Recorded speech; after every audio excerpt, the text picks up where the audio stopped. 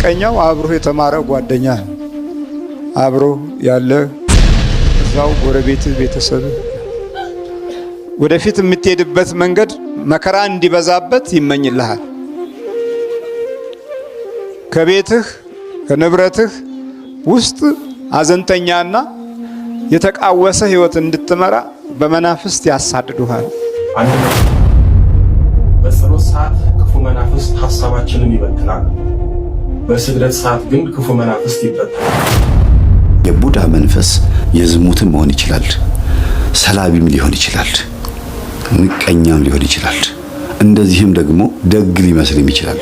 በቡዳ በልቷታል ልጅቷን፣ ግን ለትዳር ያገናኘ ምናምን ይመስላል ስታዩት ማለት ነው። አንተ ዲዳና ደንቆሮ ነው ያለው። ይህ መናፍቅ የሆነ መንፈስ፣ ይህ ዛሬ የሆነ መንፈስ፣ ይሄ ግትር የሆነ መንፈስ ጆሮም የለውም አፉም ዲዳ ነው። አንተ ዲዳና ደንቆሮ ማለት ደንቆሮ ጆሮ ነው፣ ዲዳ ማለትም አይናገርም። ለዚህ ነው ሲሰብኩን ስንመልስላቸው ስንከራከራቸው የማይሰሙን ማን እንደማመጣው ደንቆሮ መንፈስና ዲዳ የሆነ መንፈስ ውስጥ ስላለ ነው። ሰዎቹንም እንደዛው ያደርጋቸዋል። መደማመጥ የለም። ግትር፣ ሁሉም መሸነፍን የሚጠላ ቃሉ እውነት ሆኖ በልቡ ገብቶ እያለ ሽንፈትን ጣልቶ በሚዲያ ላይ በቲክቶክ ላይ ምናምን ቃሉን ዞር ጥፍ እያሉ ለአለማመን ይሞክራሉ። እውነት የሆነውን ቃል ሰምተውት እኮ ብዙ የሚከራከሩ አሉ። ላልሞት መንፈስ ሃይማኖት ያስቀይራል። ጠቋር መንፈስ ወንድማማችና እህትማማቾችን ይበክላል። ደፋር ነው። አይኑን ያፈጠ የነበረው መንፈስ ሄደ። ይሄ መንፈስ ደግሞ ከባድ ነው። እናት ልጇ ላይ ነው ካፈጠጠች ልጁ ይጎዳል፣ ልጆቹ ይጎዳሉ። አትምቻቸው። ልጆችሽን ባገኘሽው ነገር አትምቺ። አትጮሂባቸው። ስትጮሂባቸውም ስትረግሚያቸውም ስትቆጫቸውም ልጆቹ ላይ ያ ነገር ያርፍና ተቃራኒ ነው የሚሆኑብሽ። አሁንም እሱን ነው የሚያደርጉት። የምትጠየውን ነገር ነው የሚያደርጉት። አታርጉ ያልሻቸው ነገር ይደጋግማሉ። ለምን? ግብሩን ፈልጎ ስትመቻቸው ልጆቹን ግብሩ ነው። ሰንበር ሲወጣባቸው ስታነስሪያቸው፣ ባገኘሽው ነገር ስትፈነክሻቸው፣ ስትወረጉሪያቸው ለሱ ምኑ ነው? ደስታውና ግብሩ ነው። አንቺ ላይ ሆኖ ልጆቹን እንደ ዶሮ እንደ በግ እየገበራቸው ነው። እና ልጆችሽን አታንገላቺ። እማማ እንደዚህ ነበሩ። ህፃን የሆኑ ልጆቹን ስቂት ነበር የሚያደርጓቸው። በኋላ ደግሞ ያሳዝኗቸውና ቅፍ አድርገው ደግሞ ያለቅሳሉ። እንግዲህ እናት ስትቆጣ ትመስላለች ክፉ፣ በሞት ስትለየን መከራ ነው ትርፉ የተባለው ኖርማሊ ቤት ውስጥ የምታግዘን ነገር የምትረዳን ነገር ከእናትነትም በላይ ስለሆነ ነው። ወደዚህ ስትመጡ ደግሞ ወደ አይደለም የምትራገመው የምትናገረው ይድፋህ ትልና ክፉ አናገረኝ ይላሉ መልሶ። ስለዚህ እባካችሁን እናቶቻችን ልጆቻችሁ ለመሰቃየታቸውም ለመጎዳታቸውም ሃይማኖት ለመክዳታቸውም ትልቁ ተጠያቂ የምትሆኑት እናንተ ናችሁ። 50 እና 70%፣ 50 እና 70%። ሁሌ ነው የምናገረው ይሄንን፣ በየቤቱ የማየው ይሄንን ነው። ጨሌ የሌለበት የኦርቶዶክስ ቤት የለም ማለት ይቻላል። በጣም ጥቂት ቤት ነው። ይሄን ትምህርት የምታዳምጡ ሰዎች እየሰማችሁ ነው። በጣም ጥቂት ቤት ኦርቶዶክሳዊ ሆኖ በድብቅ ጓዳ ውስጥ አቴቴ ጨሌ ያለች የእናት አባቴ አምላክ ተብሎ የሚካደም የሚጓራለት እንተናለን ቡና ሴሪሞኒ ያለው። ከዛ ጎን ለጎን ደግሞ ታቦትም ደግሞ ይሸኛል፣ ማተብም ታስሯል፣ ነጠላም ተለብሷል። ግራ የሚያጋባ ህይወት ኖረን እንዴት ነው ታዲያኛ ምን ጸድቀው? እንዴት ነው ልጆቻችን መናፍቅስ የማይሆኑት? ከባድ እኮ ነው ቤተሰቦች። እና ሳልመክር ማላልፈው ነገር በብዛት ወደ ኦሮሚያ ክልል አካባቢ ወደ ወላይታ መስመር አካባቢ ያላችሁ ፕሮቴስታንት እምነት ተከታይ የሆናችሁና ቤተሰቦቻችሁም እንደዚህ ሆነባችሁ ኦርቶዶክሳዊም ሆናችሁ የትምህርት የምታዳምጡ ጋብዟቸው። እስቲ ቤተሰቦቻችሁን ቼክ አድርጉ። ወጋሁት በኢየሱስ ምን ላይ ስልጣን የለው ምናምን የምትሉ ተወግተህ ነው ወጋሁት የምትለው። እንዴት ነው የተወጋ እንዴት ይወጋል? ምናልባት በክርስቶስ ፍቅር የተወጋ ነው እንደዛ የሚሆነው እንጂ በፍጹም መጀመሪያ መንፈሱ እኮ ቦታ ይዟል። ቤት ውስጥ ቦታ ይዞ ነው። ኦርቶዶክስን በደንብ ሳታቋት ሰንበት ትምህርት የገብታችሁ ኮርስ ሳትማሩ እንደው የሆነ መንፈሳዊ ዕውቀት እንኳን ሳይኖራችሁ እንዴት ነው ሌላ እምነት ውስጥ ሄዶ ምልክትን አይቶ ፓስተርን ተከትሎ ለበሽታ ለመፈወስ ብላችሁ ወይ ቄስ ኦርቶዶክስ ውስጥ ያሉ ጳጳሳትና ቀሳውስት አገልጋዮች ሲያመነዝሩ ፖለቲከኛ ሲሆኑ ዘረኛ ሲሆኑ አይታችሁ በመውጣት ሃይማኖት ይቀየራል? ሃይማኖት እኮ ሌላ ነው ዘውጉ። ዶግማ፣ ቀኖና፣ ትውፊት፣ ስነ መለኮት የሚባለውን ትምህርት አውቃችሁ ነው መርምራችሁ መውጣት ያለባችሁ። ዋና የሚባለው ኢየሱስ ክርስቶስ ብቻ ነው አይደል? መጀመሪያ ዋና የሚባለው። ከዛ በኋላ ያሉት ከስራ ያሉትም ቅዱሳንና ክብር ለሚገባው ክብርን ስጡ የተባሉት ናቸው። መላእክት፣ ድንግል ማርያም። ዋና ግን ዶግማው ግን ኢየሱስ ክርስቶስ ነው። ነገረ መለኮቱ እሱ ነው ዋናው። ተበላሽቶ እስር ሌላ ነገር ውስጥ መብካካት አስፈላጊ አይደለም። ያንን ደግሞ እንዲበላሽ የሚያደርገው ደግሞ ልጆች ከቤተ ክርስቲያን እንዲርቁ በማድረግ ነው። ልጆች ከቤተ ክርስቲያን ይርቃሉ። ዝም ብሎ ገባ ወጣ ዱርዬ ሆነው ምናምን እዛም እዛም እያሉ ይኖሩና በመሃል መናፍቅ ጠለፍ ያደርጋቸዋል። ጌታ እኮ ላንተ ሞቶልሃል፣ ኢየሱስ እኮ ሞቶልሻል፣ ይሄ እኮ እንደዚህ ብትቀበዩ እኮ ለዘላለም እንደዚህ ትሆኛለሽ ማምሮ ይሰብኳቸዋል አይደለም። በቃ ስነ ምግባራቸው ጸባያቸውን አይቶ ይለወጣሉ። የበግ ለምድ የለበሱ ተኩላዎች የተባለው ይሄንን ነው። እነሆ ኢየሱስ ክርስቶስ ሲናገር በምኖች መካከል ማንን ልካችሁ እናንተ እንዴት አድርጌ ልካችኋለሁ? በተኩላዎች መካከል እንደምን ልካችኋለሁ? እንደ በግ። እንደገና ሲናገር ደግሞ ነጣቂ ተኩላዎች ብሎ ተናግሯል። የበግ ለምድ ለብሰው ሲል ምን ማለት ነው? የዋሃን መስለው ማለት ነው አይደል? ራዕየ ዮሐንስ ምዕራፍ 13 ላይ እኮ ይናገራል አይደል? አውሬው ዘንዶ የበግ ቀንዶች አሉት፣ ግን እንደ ዘንዶ ነበር የሚናገረው፣ እንደ አውሬ ነበር የሚናገረው ይላል። ግን ምኖቹ ቀንዶቹ ምንድናቸው? የበግ ቀንዶች ይመስላሉ ይላል። የበግ ቀንድ ማለት እንደ ክርስቲያን ማተብ ማንጠልጠል ማለት ነው።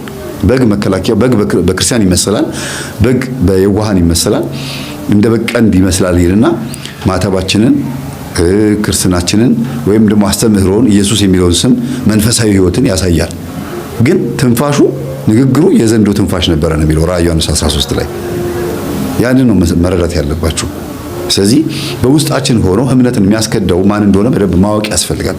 ተጠመቁ፣ ስገዱ፣ ጹሙ፣ ጸልዩ፣ ንስሐ ግቡ፣ ቁረቡ ሲባል እኮ ዝም ብሎ ተራ ቃላት ሆኖ አይደለም። ይህን መንፈስ ለመምታት ነው። ቅዳሴ 2 ሰዓት እንዲሆን የተፈለገው ለምንድን ነው? ከዛም በላይ ሰዓታት አለ፣ ኪዳን አለ፣ ማህሌት አለ። ይህ ሁሉ ነገር አጠቃላይ ከ24 ሰዓት ውስጥ 18 ሰዓት ሙሉ የሚቆምባት ቤተክርስቲያን ናት። እንደው 24 ሰዓት በሉት በአጠቃላይ እየተፈራረቁም ስለሆነ ለምንድን ነው ያስፈልገው? እግዚአብሔር የማይሰማ ሆኖ አይደለም።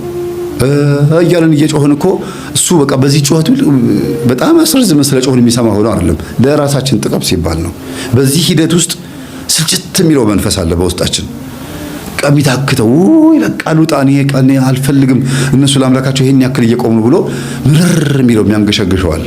ዛሩ ውጣ ሲባል የማይወጣ ግን በሂደት በጾም ጸሎት እያልን እያዛጋን እየተንጠራራን እያልን በቃ ቁጭ ቅዳሴ ለቁጭ ላለን እንነሳለን። ቁርጥርጥ ያደርገናል፣ ሐሳባችን ይበተናል። ይሄ እኮ ዛሩ ሲረበሽ ነው። ይሄ መንፈስ በሂደት ነው የሚወጣው። ለዚህ ነው ቅዳሴው ረዘም እንዲል የተደረገው። ይህ መንፈስ ያለ ጾም ጸሎት በስተቀር በሌላ አይወጣም የተባለው ማርቆስ 9:26 ላይ ለዚህ ነው። ግን ጌታ ሲያወጣው ምን አለ? አንተ ሰይጣን፣ አንተ ዲዳና ደንቆሮ መንፈስ ውጣ አለሃለሁ፣ ከእንግዲህም እንዳትመለስበት ብሎ ነው ያለው። የሚመለስ መንፈስ አለ ማለት ነው። እንዳትመለስ ሲል እኮ ተመልሶ ሊመጣም ይፈልጋል ማለት ነው። አንተ ዲዳና ደንቆሮ ነው ያለው። ይህ መናፍቅ የሆነ መንፈስ፣ ይህ ዛሬ የሆነ መንፈስ፣ ይሄ ግትር የሆነ መንፈስ ጆሮም የለውም አፉም ዲዳ ነው። አንተ ዲዳና ደንቆሮ ማለት ደንቆሮ ጆሮ ነው፣ ዲዳ ማለት ነው አይናገርም። ለዚህ ነው ሲሰብኩን ስንመልስላቸው ስንከራከራቸው የማይሰሙን ማን እንደማመጣው ደንቆሮ መንፈስና ዲዳ የሆነ መንፈስ ውስጥ ስላለ ነው። ሰዎቹን እንደዛው ያደርጋቸዋል። መደማመጥ የለም። ግትር፣ ሁሉም መሸነፍን የሚጠላ ቃሉ እውነት ሆኖ በልቡ ገብቶ እያለ ሽንፈትን ጠልቶ በሚዲያ ላይ በቲክቶክ ላይ ምናምን ቃሉን ዞር ጥፍ እያሉ ለአለማመን ይሞክራሉ። እውነት የሆነውን ቃል ሰምተውት እኮ ነው። ብዙ የሚከራከሩ አሉ፣ በጣም ብዙ የሚጨቃጨቁ አሉ። እና እኔ ግን ስኬታማ የሆንኩት የመናፍስትን ሴራ በማስተማር ነው። መናፍስት የሚያሴሩትን ሴራና ማን ነው መናፍቅ የሚያደርገው የሚለው መንፈስ በማስተማር ነው ስኬት። እንዴት ብትሉ ይሄ መንፈስ ሲመታ ነው ፓስተር የተባለውም የመጣው ኳየር የተባለው ብዙዎቹ የመጡት እንጂ በክርክር አልመጡ። ከስንት አንድ ነው። ከስንት አንድ ልባቸውን ምልስ ታደርጋለች እመቤታችን ኢየሱስ ክርስቶስ በህልም ያሳያቸዋል። እና እንደው ባካችሁን ሌላ እምነት ውስጥ ያላችሁ ሰዎች ይህን ትምህርት እያዳመጣችሁ ከሆነና ቀና ልብ ካላችሁ ጌታ ኢየሱስ ክርስቶስን የእውነት የምታመልኩት ከሆነ ኦርቶዶክስ ውስጥ አላጣችሁትም፣ አታውቁትም። ስለማታውቁት ነው እንጂ አላጣችሁትም። ብትፈልጉት ታገኙታላችሁ። ፍንትው ብሎ በገሃድ ነው የምታዩት። በገሃድ ትናንት በላይቭ ላይ 145ኛ ኤፍታህ ላይቭ ላይ የተናገርኩትን ሰምታችኋል አይደል? እኚህ እናት ያሰካራም ሰው ለቁም ነገር ካበቃቸው በኋላ ቆርቦ ወደ ቤታቸው ሲገቡ ኢየሱስ ክርስቶስ ከስዕል ውስጥ እንዴት እንደወጣ ወጥቶ እንዴት አድርጎ ቁጭ በይ ተኝ ብሎ እንዴት እንዳስተኛቸው ከዛ በኋላ በህልም እንዴት እንደተገለጠላቸው ነግሬያቸዋለሁ። ይኸው የቃላት ጨዋታ አይደለም። እኚህ እናት እኮ ምንም አልተማሩም እኮ እኛ አሁን የገጠመኙ ባለቤት አልተማሩም፣ ፊደል እንኳን አያውቁም። ትንሿም ገና ፊደል እየቆጠረች ነው። ግን ተምረናል ብሎ የሚያስቡት ልጆቻቸው ግን በማን ተማረኩ? ማን ልብ ውስጥ ባለ ባልተማሩት የዋሃን በሆኑት እናቶች ልብ ውስጥ ባለ እምነት ተማረኩ። ዋናው የፊደል መቁጠር አይደለም። ዋናው ሰልጠኛለሁ ብሎ ልብስ መቀየር የሆነ ሲዩት የሆነ እንትኖችን ሱፎችን በመልበስ አይደለም። መድረክ ላይ በመጮህ አይደለም። መጽሐፍ ቅዱስን የደህንነት ትምህርቱን ተምሬዋለሁ በሚለው አይደለም። ጨለማውና ብርሃኑ ለይቶ በማወቅ ነው። እውነተኛ የሆነው ነገር በመረዳት ነው። የነበሩበትን እምነት በማጥናት ነው። ዋናው እሱ ነው። እምነት ማለት ከልብ ፈንቅሎ የሚወጣ ለክርስቶስ የሚቀርብ መስዋዕት እንጂ በልብስ የሚሸወድ ነገር አይደለም። በቃላት የምናወራው አይደለም። ስለነበረ ሰዓቱ ላይ አምላካችን ስም ምቀኛው አብሮ የተማረ ጓደኛ አብሮ ያለ እዛው ጎረቤት ቤተሰብ ወደፊት የምትሄድበት መንገድ መከራ እንዲበዛበት ይመኝልሃል።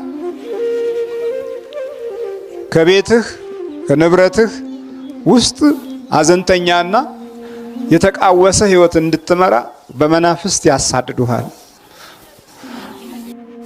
ለምን ሲባል መጀመሪያውኑ መንገደኛ ትውልድ ነው። ዝም ብሎ መንገድ ላይ የወደቀ ነው። በመንገድ ላይ የኖረ ነው። የመንገድ ላይ ህይወት ነው። መንገዱ ወደ ቅድስት እግዚአብሔር አምላክ ቤት የሚመራና የሚወስድ አይደለም። አወዳደቃችን መልካም ዘር ሆኖ ሳለ ዘሪው እኮ ከጥሩ ፍሬ አንስቶ ነው መዝራት የጀመረው። ከጥሩ መንፈሳዊ አባቶችና ጸጋ ከነበራቸው ወገኖች ተገኘን። ግን መንገድ ላይ ስለተወለድን ማረፊያ መንፈሳዊ ትዕግስት፣ ጸጋና ሞገስ በሌለበት ሕሊና ውስጥ ስለተፈጠርን በዚህ ሂደት ውስጥ አርቀን ለማሰብና ለማስተዋል እድሉን እስክናጣ ድረስ ተፈተንን። ስለዚህ የሚረግጠን በዛ ማለት ነው። የሚረግጠን የበዛ ጠላት ደግሞ ያው ያዞርብሃል፣ አዚም እንዲረታብህ ያደርጋል። መናፍስቱ እንኳ ፈርቶ በምድረ በዳ የተቀመጠውን ድፍረት የምንሰጥ ወገኖች ሆነናል። አፍዘው አደንግዘው የሚለውን ኃይል ለሰይጣን ጉልበት የሚሰጥ ቃል እና ድምፅ ኖሮን የዚህን የጠላታችንን ክፉ ኃይል አጋዥ በሆነ ልብ ውስጥ እግራችን እንዲያዝ፣ ኑሯችን እንዲያዝ፣ ቤታችን እንዲያዝ፣ መንገዳችን እንዲጨልም ይታገላሉ። ይሄ ነው መንገድ ላይ የወደቀ ትውልድ። መባዘን የበዛበት ወጥቶ ደክሞ ሮጦ ጧት ባዶ የሚሆን ወይም ቀን ሲደክም ውሎ ማታ ባዶ የሚያደርገው ኃይል ገብቶ አጨንጋፊ የሆነ መንፈስና ኃይል ገብቶ መከራ የሚያሳይ ይሄ ነው እኮ መንገድ ላይ የወደቀ ዘር። ከዛ ወፎች በሉት አይደለም የሚለው። ታዲያ ምን በላን እኛ? አይነ ጥላው ወፍ እኮ ነው። ይሄ ቡዳው ወፍ እኮ ነው። ዛሩ እኮ ወፍ ነው። ውቃቢው እኮ ወፍ ነው። ከሰማይ የወደቀ መንፈስ ነው። ባለክንፍ እኮ ነው። ወፎች፣ የሰማይ ወፎች በሉት። እድሉ ከሰማይ የነበረ የአየር አጋንንት እኮ ማለት ነው። የሰማይ ወፎች በሉት። ሲበሉት ደግሞ ምን ሆነ ማለት ነው? ሌላ ፍጥረት ውስጥ ዘርነቱን ለቆ ገባ፣ ተበላ። አሁን ልክ እንደዚህ ነው። ቡዳ በላት ይባል የነበረው ነገር አሁን አይነ ጥላም በላን፣ ውቃቢም በላን፣ መተትም በላን። ሁሉም ይሄ ቡዳ በላው ሲባል በአብዮቱ ዘመን አተረጓጎም ምንም ቦታ ያልተሰጠው እጅግ ዝም ብሎ እንደው ጆክና ቀልድ በሚመስል ሁኔታ የታለፈ ነበር። እነ ሌኒንም ይህንን ሲተረጉሙ ቅዠት ነው ብለው ነበር። ግን እነሱ ይመሩበት የነበረው እሱ ራሱ መንፈሱ ነው። እና በሚገርም ሁኔታ የመናፍስትን ዓለም ከቅዱስ ቃሉ አንጻር ስለረሳን መንገድ ላይ የወደቀ ዘር ሆነን በዛን። መብዛታችን በራሱ ደግሞ ከፍሬ ጋር አይደለም የበዛ ነው፣ ተበልተን ነው የበዛ ነው። ተበልተን ውስጣችን ተሟጦ ነው የተወለድ ነው። በጸጋ የተወለዱትማ ከመላእክት ጋር እየተገናኙ በመንፈሳዊ ተስፋ ውስጥ ገና ከሕፃንነታቸው ለበረከት እየቆሙ የበረከት ሰዎችም ቢያንስ ይኖራሉ። እንደው በጣም ቢያንስ ትንሽ ይኖራሉ። ዛሬ ግን እንደዛ አይደለም ይሆን። ሁሉም በመንገድ ዳር በወፍ የተለቀመ ሕይወትና ልብ አለው። አካሉና ሞዴሉ ብቻ ነው። እርግጥ ነው ብዙ ዘመን ወደ ቤተ ክርስቲያን መጥተናል። ግን ችግሮቻችን፣ የበረከት ጉድለታችን፣ የመንፈሳዊ ሕይወት ጽናታችን ሲታይ የተዘበራረቀ ዛሬ አለን ስንባል ነገ የለንም። ዛሬ ወዳጆች ነን ስንባል ነገ ጠላቶች ነን።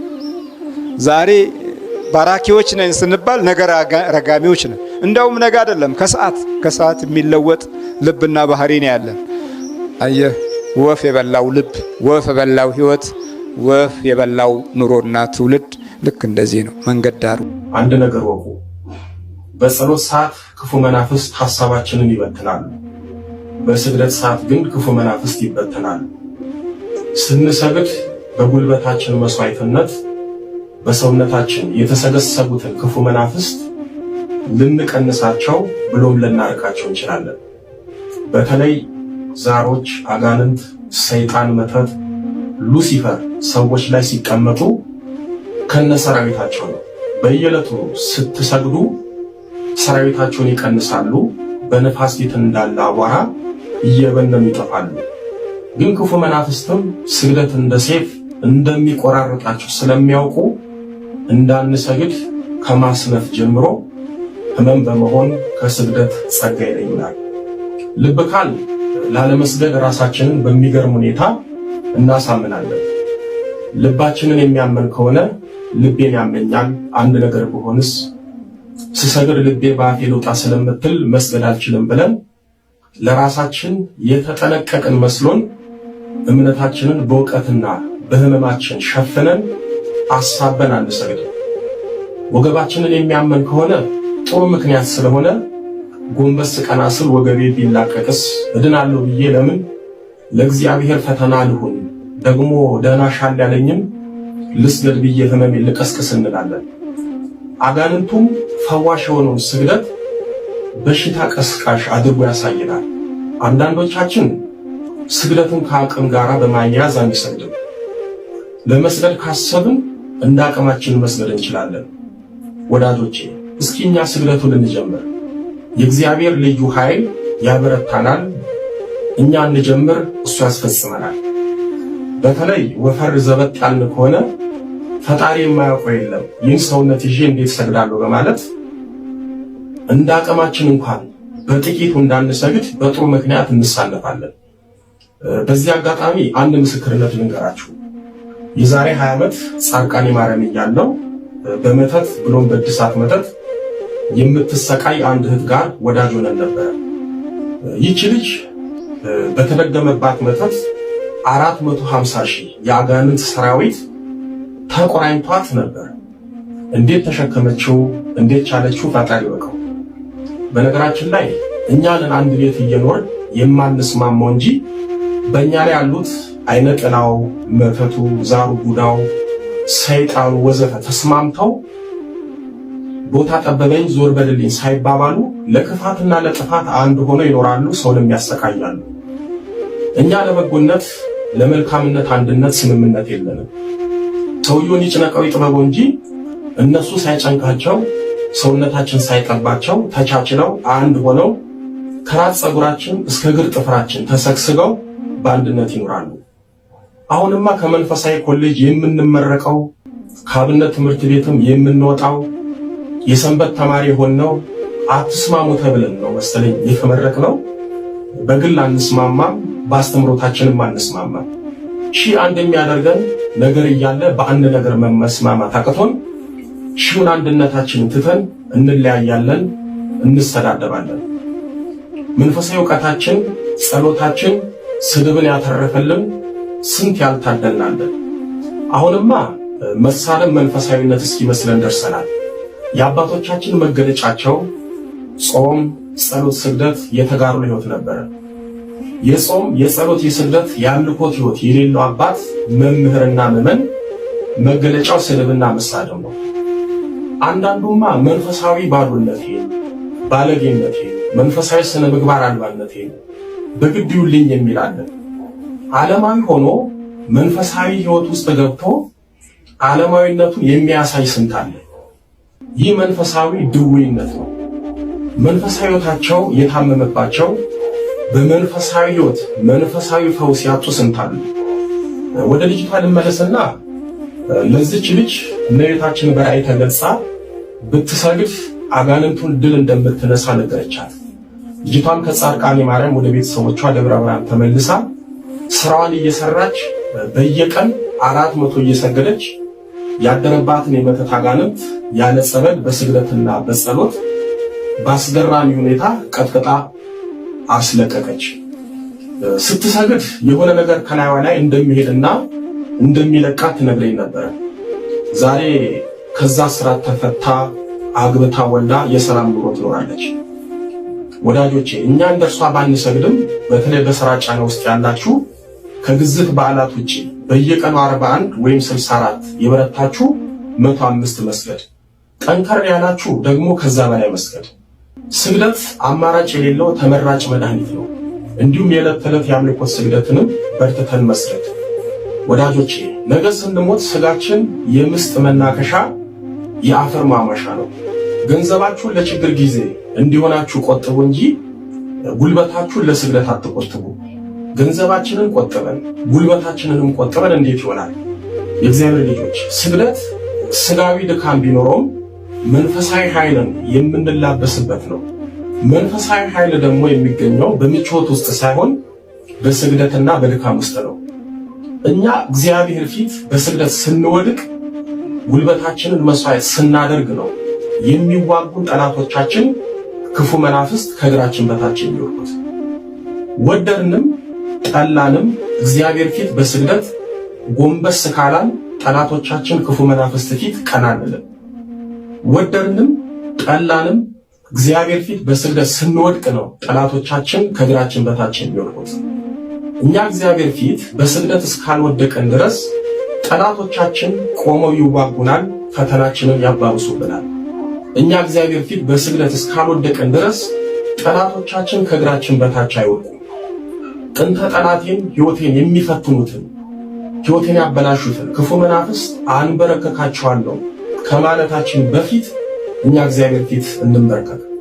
ቅዱስ ዮሐንስ በራእይ 12 ቁጥር 7 ላይ በሰማይም ሰልፍ ሆነ፣ ሚካኤልና መላእክቱ ዘንዶውን ተዋጉ፣ ዘንዶውም ከመላእክቱ ጋር ተዋጋ፣ አልቻላቸውም ብሎ እዛው ቁጥር 9 ላይ ዓለሙንም ሁሉ የሚያስተው ዲያብሎስና ሰይጣን የሚባለው ታላቁ ዘንዶ እርሱም የቀደመው እባብ ተጣለ፣ ወደ ምድርም ተጣለ፣ መላእክቱም ከእርሱ ጋር ተጣሉ በማለት ጽፎልናል።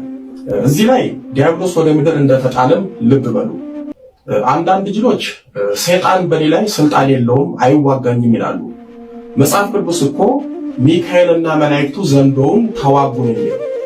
ቅዱስ ሚካኤልን የተዋጋ ታላቁ ዘንዶ የተባለው ዲያብሎስ ንስሐ ያልገባ ነው፣ ቅዱስ ቁርባን ያልተቀበል ነው። በተለይም የዕለት ተዕለት ብርቱ የአምልኮት ሕይወት የሌለንን በርትተን የማንጸልየውን በስግደት የማንታገለውን እንዴት አይዋጋ? የቡዳ መንፈስ የዝሙትም መሆን ይችላል፣ ሰላቢም ሊሆን ይችላል፣ ምቀኛም ሊሆን ይችላል። እንደዚህም ደግሞ ደግ ሊመስልም ይችላል። በቡዳ በልቷታል ልጅቷን፣ ግን ለትዳር ያገናኘ ምናምን ይመስላል ስታዩት። ግን ያለ እድሜዋ ደሟ እንዲፈስ አደረገ፣ ያለ እድሜዋ እንድትወልድ አደረገ። ባይነቃ ኖሮ ልጇን ሰንበት ትምህርት ቤት ልታስገባ ቤተክርስቲያን ስትሄድ መንፈሳዊ ባትሆን የኛን ትምህርት ባታዳምጥ ኖሮ እዚህ ነገር ውስጥ ሁሉ ባትገባ ኖሮ ሳይታወቅበት 2 3 ልጅ 4 ልጅ ሲወልዱ በቡዳ የተለከፉ ልጆች ይሆናሉ። እርስ በርስ ዝሙቱ እዛው ይቀጥላል። እዛው ዲቃላ የወለዱ ልጆች ብቻ ይበዛሉ ማለት ነውና እንዲህ አይነት ነገር የሚበዛው በመንደር ውስጥ ይሄ ነው። በተለይ ሲንግል ማም ወይም ሴቶች ልጅ ወልደው ከእናታቸው ጋር ብቻ የሚቀመጡ፣ ሴቷ ልጅ ራሷ ወልዳ ከባሏ ጋር ሳይሆን ከገዛ እናቷ ጋር አብራ የምትኖር ከሆነ፣ ወንዱም ራሱ ወልዶ ሰፈር ውስጥ ያለ ጋብቻ ወልደው ዝም ብሎ አብረው ሳይሆኑ ዝም ብሎ የሚኖሩ ከሆነ በቡዳ ስለተበላሉ የመጣ የዝሙት መንፈስ ወይም ደግሞ የጉርብትና የተለያየ አይነት የችግር መንፈስ ነው እንጂ ኖርማል አይደለም። ስለተዋደዱ ከዛ በኋላ ስለተጣሉ የተፈጠረ ልጅ አይደለም። ይሄ ነው ከዙ። እናንተም በኮሜንት እስቲ ይሄን ነገር በደንብ አስፈታችሁ ጻፉልን። ሌላው መጨረሻ ላይ ጠቅለል ማድረግ የምፈልገው ጎረቤት አማቾች በጉርብትናችሁ ወቅት ማለት ነው ብትችሉ ማለት ነው ቡና አብራችሁ በምትጠጡበት ሰዓት የነበረውን ጊዜ ስታስታውሱት ወይም ስትጫወቱ ስትገባበዙ በዓመት በዓል ጊዜ ስትጠራሩ ጊዜ የነበረውን ጊዜያችሁን አስቡና አሁን ላይ ደግሞ ነገሮች ስታስቡት በዛን ጊዜ ምንድን ነበር? እስቲ ለየት ያለ ነገር ተዚህ ሊለኝ የሚችለው ነገር ምንድነው ብላችሁ አስቡ። በጉርብትናችሁ ጊዜ የነበረው ነገር በርበሬም ስታስፈጪ ሽሮም ስታስፈጪ በመሰለቂያ ወይም በመቀነሻ አንጥተሽ ለጎረቤት ለተሰጫታለሽ፣ እሷም ትሰጥሻለች። ይሄ ደስ የሚል ነው። እንግዳ ሲመጣብሽ እንጀራ ሲያምጡ ዘይት ስጪኝ፣ ሽንኩርት ስጪኝ ብላችሁ ተበዳድሩ መኖሩ አሪፍ ነው፣ ደስ ይላል። የጉርብትና በጣም አሪፍ ነው። ልጅ ሲርበው እስቲ ሂድና እዛ ብላ፣ እኔ ጋር እንጀራ የለም፣ እኔ ጋር ወጥ የለም፣ ሂድ እስቲ ወጥ ይዘላ ከጎረቤት ይባላል ልጆች ሲርባቸው። ይሄ አሪፍ ነገር ነው። ግን ይሄ ነገር በውስጡ መንፈስ ያለበት በቡዳ የመበላላት ጉዳይ ሆኖ ደግሞ ሲገኝ ያሳዝናል። አይደለም እንዴ? ሲበላ ልጅ እንደዚህ ኩር ብሎ ማየት፣ ጸጉሯን ስትሰራት ሂጂ እስቲ ጸጉርሽን ትስራሽ ይባላል አይደል ጎረቤት። ከዛ ጸጉሯን ስትሰራት ቆንጆ ሹሩባ ግን ቅማል ያለበት ወይም ደግሞ ቀጫም ያለበት ወይም ቁስል ንፍርቅ ያለበት ያ ምንድነው በቡዳ ይበላል። ስለዚህ ልጆቻችሁን ምንም ሆነ ምንም እና መፍትሄው ምንድነው ስትሉ አስቆርቡ ነው። አስቆርቡ ልጆቻችሁን። ጎረቤት ምንም ሆነ ምንም ማስቆረብ ነው። ቶሎ ቶሎ ማስቆረብ። ራሳቸውን ቢያማቸውም አልጋ ላይ ቢሸኑም ጥርሳቸው ቢያንቀጫቅጩም ባህሪያቸው ቢቀያየርም ትምህርት ደደብ ቢሆኑ ምንም ቢሆኑም ቢያንስ በቁርባን መንፈሱ እየታሰረ ያድጋሉ። የሆነ መናፍቅም እኮ የሚሆኑት በዚህ መንፈስ እኮ ምክንያት ነው። ልጆች በጉርብትናም እኮ መናፍቅ ይሆናሉ። ሰንበት ተማሪ የሆኑ ዱርዬዎች የሚሆኑት መናፍቅ የሚሆኑትም በቃ ብቻ መረን የሚሆኑትም ይሄው መንፈስ አብሯቸው ስለሚያደግ እኮ ነውና ሴቶችም እርስ በርስ በጉርብትናም ጸጉር ስትሰራሩ፣ ልብስ ስትቀያየሩ፣ ስትዋዋሱ፣ ገላ ስትታጠቡ፣ አብራችሁ በምትሆኑበት ሰዓት ስትጫወቱ ምን ስትሉ ያለው ነገር በሙሉ ከእናትና ከአባታችሁ የመጣ ነገር መኖር አለመኖሩ ቼክ አድርጉ። ስግደት፣ ጾም፣ ጸሎት ወሳኝ ነገር ነው። ቅዱስ ቁርባንን የመሰለ ነገር ደግሞ የለም። እነዚህ ነገሮች ማዘውተር፣ ጸበል መጠመቅ ጧት ሁሉ ጊዜ ቅዳሜ ከሰኞ እስከ ዓርብ ትምህርት ብትሆኑ እሁድ ምናልባት ማስቀደሻ ጊዜ ከሆነ ቅዳሜ ጧት ግን ብዙ ጊዜ የትኛውም ክርስቲያን ላይ የተለመደው ቅዳሜ ነው። በቃ ቅዳሜ የጸበል መጠመቅ ቀን ነው። አብዛኛው እኔም በቤተሰቤም በአጠቃላይም ቅዳሜ ቀን የጥምቀት ቀን ነው የምትባለው። ከጸበል ከመጡ በኋላ ዩኒፎርማቸውን ያጥባሉ፣ ልብሳቸውን የሚያጥቡ ልጆች ይኖራሉ። ብቻ የቤት ስራ ይሰራሉ፣ ገላቸውን ይታጠባሉ፣ ጸጉራቸውን ይሰራሉ ምናምን። እሁድ ደግሞ ጧት ተነስቶ ያስቀድሳሉ። የተለመደውን ነው ማለት ህግ አይደለም። ያስቀድሳሉ። ከዛ የሚቆርብም ልጅ ካለ ቆርቦ እሁድ ቀን ዘና ብሎ ይውላሉ። እንግዳ የሚመጣ ከሆነ የሆነ ቦታ የሚኬድም ከሆነ ይሄን ብታረጉ መልካም ነው። በተለይ ቅዳሜ ጧት መጠመቅ፣ ልጆቻችሁን ማስጠመቅ፣ ህፃናቶችን ወስዳችሁ አስጠምቁ። እውነት በቃ ድንገት ይዛችሁ ሄዳችሁ ይወራጭ ከፈለገ እያለ ይወራጭ፣ እንደዚህ ይዛችሁ ማስጠመቅ ነው። ግንባሩን ምን አይሞት ጀርባውን ምን ቢያለቅስ ነው። ከዛ ከጸበል ከወጣ በኋላ እያለ ነው የሚወጣው፣ ሌላ ነገር የለም። አጅሬውም ሊያዝ ይችላልና ይሄንን ልመዱ። ግንባራቸውን ጸበል ማስጠመቅ፣ ጸበል መርጨት፣ የጸሎት ውሃ መርጨት። ይሄ ግቢ ውስጥ የተለካከፈ ነገር ካለ በዝምድናም በጉርብትናም በተለያየ ሰፈር የቡዳ መንፈስ የተበሉ ልጆች ካሉ ከዚህ ነገር የተረፉ ሆኖ ሊያድጉ ይችላሉ ማለት ነው።